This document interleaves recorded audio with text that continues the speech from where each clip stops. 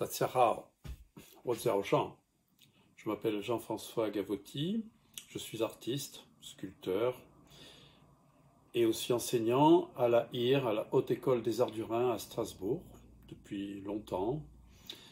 Et je travaille à EART depuis bientôt 9 ans, puisque nous commençons la 9e année.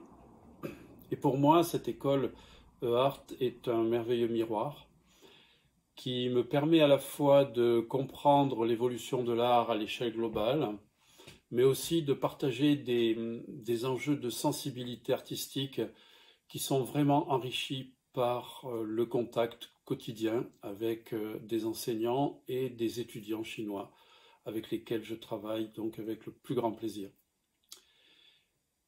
La chose la plus importante, je crois, à EART, c'est de partager des prérequis qui vont être fondamentaux pour s'inscrire pleinement dans l'enseignement supérieur artistique français.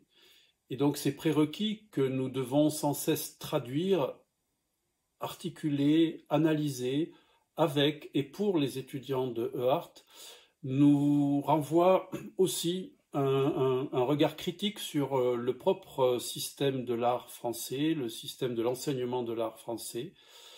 Et cette dynamique de renvoi et de partage est une chose absolument précieuse qui nourrit à la fois des propositions artistiques formelles, nous permettant de voir des performances, des installations, des prestations très très diversifiées, toutes très originales et qui moi, me surprennent très souvent.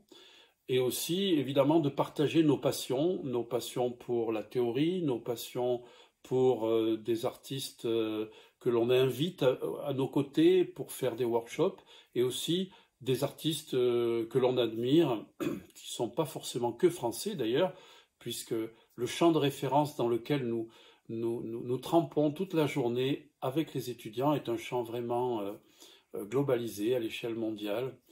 Voilà, donc cette dynamique qui engage la traduction est vraiment une chose très précieuse que j'adore. Et grâce à EART, j'ai compris que le langage n'avait pas été inventé pour les peuples qui parlent la même langue. Le langage a été inventé pour les peuples qui ne se connaissent pas et qui ne se parlent pas.